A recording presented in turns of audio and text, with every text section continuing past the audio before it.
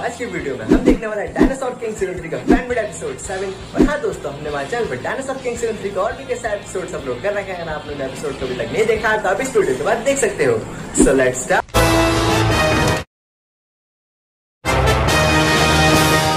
तो दोस्तों, हमने डायनासोर किंग की पिछली वीडियो में देखा था कि सेथ और गोमा वापस मैक्स के टाइम पीरियड में पहुंच जाते हैं और फिर वहां पर एओकाचार्य तबाही शुरू कर देता है। और फिर हमने उसके अगले सीन में देखा था कि डॉक्टर जी अल्फा गैंग को नए एलिमेंट बूस्टर्स देते हैं और फिर डॉक्टर जी के बनाए हुए उन नए एलिमेंट बूस्टर्स का इस्तेमाल करने के बाद अल्फा गैंग के सभी डायनासोर्स सुपर डायनासोर्स में बदल जाते हैं। और फिर उन्हीं एलिमेंट बूस्टर्स का इस्तेमाल डी टीम भी करती है और उनके डायनासोर्स भी सुपर डायनासोर्स में बदल जाते हैं। और फिर हमने उसके अगले सीन में देखा था कि अल्फा गैंग और डी टीम के सभी डायनासोर्स ने मिलकर गोमा के एओकाचार्य को बहुत बुरी तरह से मारा था। और फिर हमने उसके अगले सीन में देखा था कि सेथ एओकाचार्य को देखकर समझ जाता है कि एओकाचार्य लड़ लड़कर बहुत बुरी तरह से थक चुका है। और फिर सेथ गोमा से कहता है, गोमा अभी एओकाचार्य की एनर्जी बहुत कम है, हमें जल्द से जल्द यहाँ से जाना होगा वरना हम इनसे हार जाएंगे। और फिर तभी गोमा और सेथ वहाँ से टेलीपोर्ट हो जाते हैं। लेकिन गोमा और सेथ के टेलीपोर्ट होने से कुछ वक्त पहले मैक्स के पास गोमा आता है और उससे कहता है, मैक्स अभी के लिए तो मैं जा रहा हूँ लेकिन मैं वापस जरूर आऊंगा। और फिर मैक्स से ये कहने के बाद गोमा और सेथ आसमान में ही गायब हो जाते हैं। और फिर रैक्स के डैड डॉक्टर एंशिएंट मैक्स के पास जाकर पूछते हैं, मैक्स क्या तुम जानते हो कि सेथ और गोमा अब कहाँ जाने वाले हैं? फिर मैक्स डॉक्टर एंशिएंट से कहता है, मैं ये तो नहीं जानता कि अब सेथ और गोमा अब कहाँ जाने वाले हैं, लेकिन मैं इतना जरूर जानता हूँ कि अब सेथ और गोमा कुछ बहुत ही बुरा करने वाले हैं। और मैं ये भी जानता हूँ कि गोमा का साथ अब सेथ दे रहा है,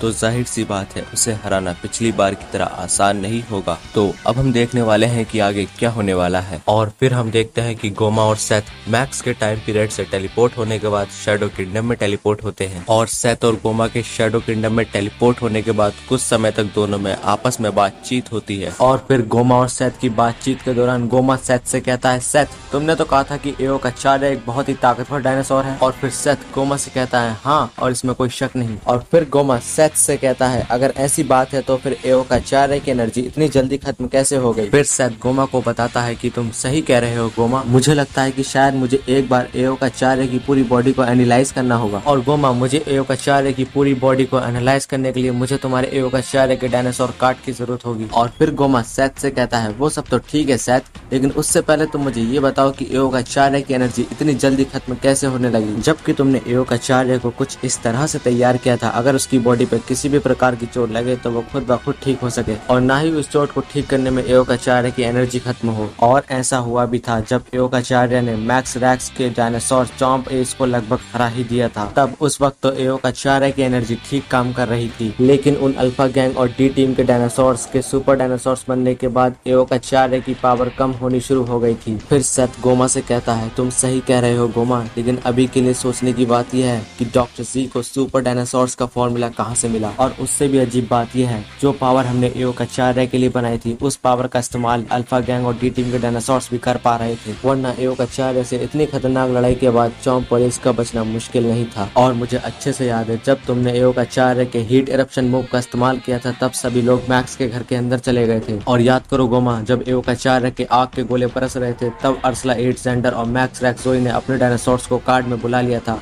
और वो भी घर के अंदर चले गए थे और कुछ समय तक वो वहीं रहे। मुझे लगता है कि उसी वक्त डॉक्टर सी ने कुछ किया होगा। और फिर गोमा सेथ से कहता है, तुम्हारे कहने का मतलब जो पावर्स हमने एओकाचार्य के लिए खास तैयार की थी उन पावर्स का इस्तेमाल अब उन लोगों के डायनासोर्स भी कर सकते हैं? और फिर सेथ गोमा से कहता है, हाँ, लेकिन जहाँ तक मैं जानता हूँ अगर डॉक्टर जी ने उस एंटीडोट का इस्तेमाल अपने सभी डायनासोर्स पे किया गया होगा तो उसका असर और वो एंटीडोट अब तक खत्म हो चुका होगा और अब उनके सभी डायनासोर्स नॉर्मल हो चुके होंगे। और गोमा ये सुनने के बाद सेथ से कहता है, अगर ऐसी बात है तो मैं अब भी अपने फादर स्पेक्टर की बेइज्जती का बदला लेने के लिए तैयार हूँ, मुझे बताओ कब चलना है? फिर सेथ गोमा से कहता है, जाने के लिए तो हम अभी जा सकते हैं, लेकिन उससे पहले मुझे एओकाचार्य के आर्मर पर कुछ एनालिसिस करने होंगे। मुझे लगता है कि शायद एओकाचार्य के आर्मर में ही कुछ कमी रह गई हो जिसकी वजह से उसकी पावर कम होती जा रही है। लेकिन गोमा, इन सब चीजों को ठीक करने के लिए तुम्हें मुझे एओकाचार्य का कार्ड देना ही होगा, मैं तभी सब चीजों को ठीक कर पाऊंगा। बिना एवोकाचार्य के कार्ड के उन सब चीजों को ठीक करना मुश्किल ही नहीं नामुमकिन है। फिर गोमा सेथ की बात मानकर सेथ को एवोकाचार्य का कार्ड दे देता है और फिर सेथ एवोकाचार्य के कार्ड को अपनी उस लैब में लेके जाता है जहाँ पर उसने एवोकाचार्य के डीएनए को मॉडिफाई किया था और साथ ही साथ उसने एवोकाचार्य का आर्मर बनाया था। और लैब में पहुंचने के बाद सेथ एवोकाचार्य के कार्ड को एक मशीन में रख देता है। वो मशीन खुद ब खुद एवोकाचार्य के कार्ड को पूरा एनालाइज करने लगती है और डायनासोर कार्ड एनालाइजिंग के दौरान ही एवोकाचार्य की पूरी जानकारी सेथ को स्क्रीन पर दिखाई देने लगती है और फिर सेथ एवोकाचार्य के कार्ड की तकनीकी खराबियों को जांचने लगता है। और फिर हमें उसके अगले सीन में दिखाया जाता है मैक्स, रैक्स, ज़ोई की फैमिली गोमा और सेथ के जाने के बाद मैक्स के घर रुक जाती है और मैक्स के घर पर सभी गोमा और सेथ पर बातें कर रहे होते हैं। और फिर डॉक्टर टेलर डॉक्टर एंशंट से पूछते हैं, डॉक्टर एंशंट क्या आप एवोकाचार्य के बारे में डायनासोर कार्ड बनाने से पहले से जानते थे? और फिर डॉक्टर एंशंट डॉक्टर टेलर के सवालों का जवाब देते हुए कहते हैं, जी हाँ डॉक्टर टेलर, मैं एवोकाचार्य की प्रजाति के बारे में डायनासोर कार्ड बनाने की शुरुआत से पहले से जानता था। फिर डॉक्टर एंशंट डॉक्टर टेलर से कहते हैं, लेकिन डॉक्टर टेलर आप मुझसे ये सवाल क्यों पूछ रहे हैं? फिर डॉक्टर टेलर डॉक्टर एंशंट से कहते हैं, वो सवाल मैं आपसे इसलिए पूछ रहा था जब चॉम्प एवोकाचार्य पर हमला कर रहा था तो एवोकाचार्य को होने वाला नुकसान खुद ब खुद ठीक होता जा रहा था। और बस डॉक्टर एंशंट इसके बारे में सोच ही रहे होते हैं और बस इतनी ही देर में डॉक्टर जी डॉक्टर एंशंट और डॉक्टर टेलर की बातचीत के बीच में ही कूद पड़ते हैं। और फिर डॉक्टर जी डॉक्टर एंशंट और डॉक्टर टेलर से कहते हैं, एवोकाचार्य की इन सब खूबियों के बारे में मैं आपको बताता हूँ। और फिर डॉक्टर टेलर डॉक्टर जी की बात सुन के कहते हैं, क्या आप इन सब के बारे में जानते हैं डॉक्टर जी? और फिर डॉक्टर जी डॉक्टर टेलर की बात सुन के कहते हैं, हाँ मुझे इन सब चीजों के बारे में कुछ पता लगा और मैं उसी के आधार पे आपको बताने वाला हूँ। तो अब आप मेरी बात ध्यान से सुनिए डॉक्टर एंशंट और डॉक्टर टेलर। सबसे पहले तो मैं मैक्स के चॉम्प के हमले से होने वाले एवोकाचार्य के नुकसान के बारे में सोचना होगा कि चॉम्प के हमले से होने वाला नुकसान अपने आप कैसे ठीक हो रहा था। और फिर डॉक्टर जी से डॉक्टर एंशंट और डॉक्टर टेलर पूछते हैं,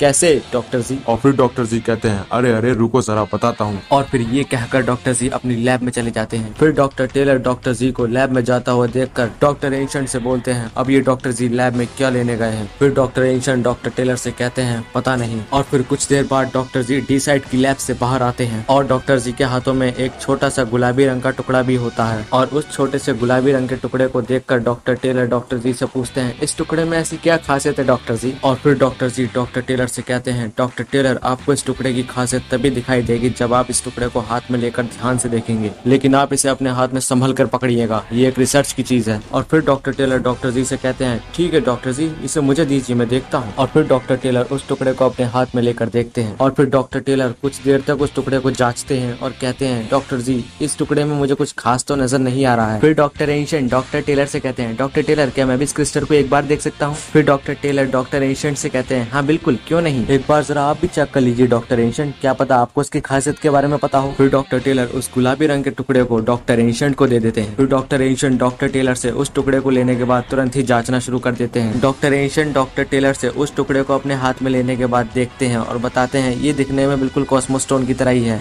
लेकिन इसका रंग गुलाबी है और ये असली कॉस्मोस्टोन से थोड़ा छोटा भी है। फिर डॉक्टर टेलर डॉक्टर एंशंट की बात सुन के कहते हैं, डॉक्टर एंशंट इसका मतलब ये 8वां कॉस्मोस्टोन हो सकता है? फिर डॉक्टर एंशंट डॉक्टर टेलर से कहते हैं, नहीं नहीं डॉक्टर टेलर, ऐसा नहीं है, ये असली कॉस्मोस्टोन नहीं है। डॉक्टर टेलर आपको इस स्टोन के बारे में और भी ज्यादा जानकारी के लिए आपको वो समय याद करना होगा जब स्पेक्टर और स्पेक्टर के तीनों पायरेट्स हमारे समय में लौट आए थे। वो समय याद कीजिए डॉक्टर टेलर, जब स्पेस पायरेट ब्लैक कॉस्मोस्टोन की तलाश में इस टाइम पीरियड में पहुंच चुके थे। और डॉक्टर टेलर उस समय मेरा और क्रिटेशिया का बनाया हुआ कॉस्मोस्टोन डिटेक्टर बिल्कुल ठीक काम कर रहा था और स्पेस पायरेट्स ने उसी कॉस्मोस्टोन डिटेक्टर का इस्तेमाल करके ब्लैक कॉस्मोस्टोन का पता लगाया और वो हमारे टाइम पीरियड में आए थे। और डॉक्टर टेलर, जहाँ तक मुझे याद है, उस स्पेक्टर ने हमारे कॉस्मोस्टोन डिटेक्टर का इस्तेमाल कर लगभग 7 स्टोनों का पता लगा लिया था। इसका मतलब मेरा और क्रिटेशिया का बनाया हुआ कॉस्मोस्टोन डिटेक्टर बिल्कुल ठीक काम कर रहा था। लेकिन डॉक्टर टेलर, सोचने की बात यह है, अगर वो कॉस्मोस्टोन डिटेक्टर बिल्कुल सही काम कर रहा था तो उसने इस 8वें कॉस्मोस्टोन को डिटेक्ट क्यों नहीं किया? फिर डॉक्टर टेलर डॉक्टर एंशंट से कहते हैं, डॉक्टर एंशंट, हो सकता है कि आपका बनाया हुआ कॉस्मोस्टोन डिटेक्टर एक टाइम पर एक ही कॉस्मोस्टोन की फ्रीक्वेंसी डिटेक्ट कर सकता हो। फिर डॉक्टर एंशंट डॉक्टर टेलर की बातों का जवाब देते हुए कहते हैं, आप सही कह रहे हो डॉक्टर टेलर,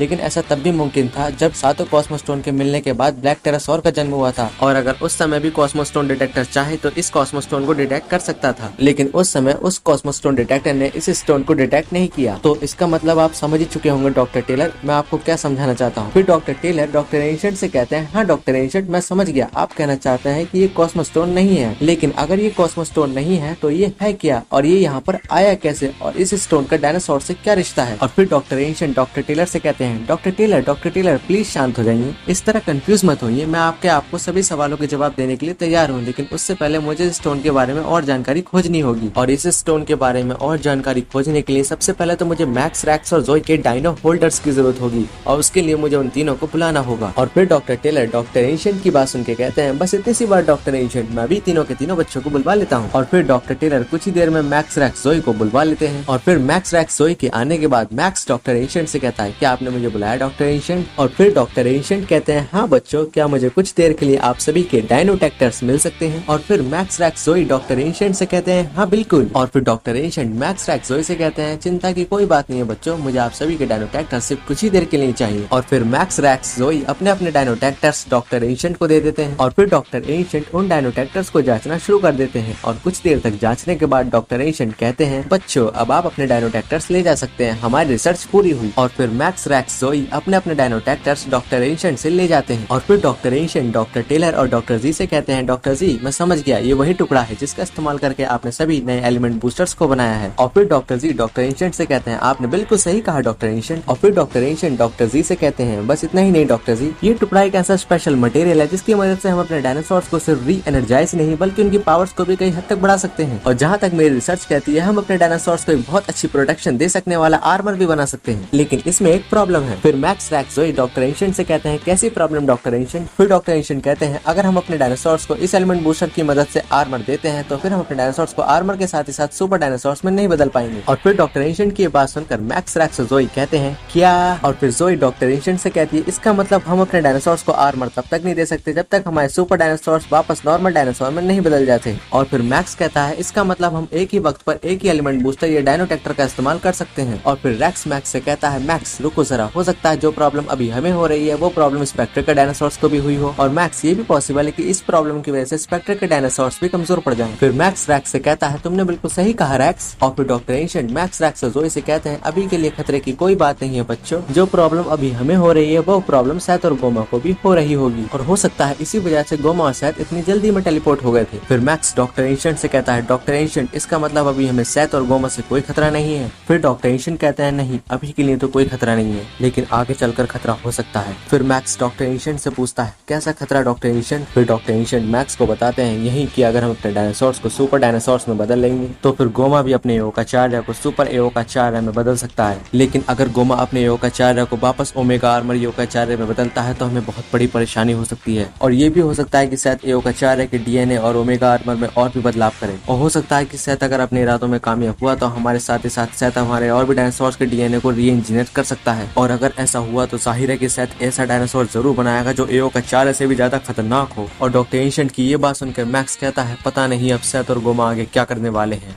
तो दोस्तों, डायनासोर किंग की अब आगे की स्टोरी में क्या होने वाला है वो हम देखेंगे डायनासोर किंग सीजन 3 के एपिसोड 8 में। और हाँ दोस्तों, अगर आप डायनासोर किंग सीजन 3 का एपिसोड 8 देखना चाहते हो तो इस वीडियो पर 10,000 व्यूज का टारगेट जल्द से जल्द कंप्लीट करवा दो, जैसे आपने हमारी पिछली वीडियो पर कंप्लीट करवा दिया था। और दोस्तों, डायनासोर किंग सीजन 3 के एपिसोड 7 के लेट होने के लिए मैं आपसे माफी चाहूंगा, क्योंकि दोस्तों कुछ दिनों से मेरी तबियत खराब चल रही थी, इसी वजह से मैं एपिसोड को एडिट और अपलोड नहीं कर पा रहा। लेकिन दोस्तों, अब मेरी तबियत बिल्कुल ठीक है और मैं कोशिश करूंगा कि आपके लिए डायनासोर किंग सीजन 3 के नए नए एपिसोड जल्द से जल्द लाता रहूं। और दोस्तों, इसी के साथ साथ मैं आपसे रिक्वेस्ट करूंगा कि आप इस वीडियो पर 10,000 व्यूज का टारगेट जल्द से जल्द कंप्लीट करवा दें। और दोस्तों, जितनी जल्दी इस वीडियो पर 10,000 व्यूज का टारगेट कंप्लीट होगा उतनी जल्दी मैं डायनासोर किंग सीजन 3 का एपिसोड 8 भी अपलोड कर दूंगा। सो दोस्तों, अगर आपको हमारी वीडियो पसंद आए तो वीडियो को लाइक और चैनल को सब्सक्राइब जरूर कर देना, ताकि मैं आपके लिए डायनासोर किंग सीजन 3 की नई नई वीडियो लाता रहूं। तो दोस्तों, अब हम मिलने वाले हैं डायनासोर किंग की अगली वीडियो में। Okay bye and keep watching dinosaur king.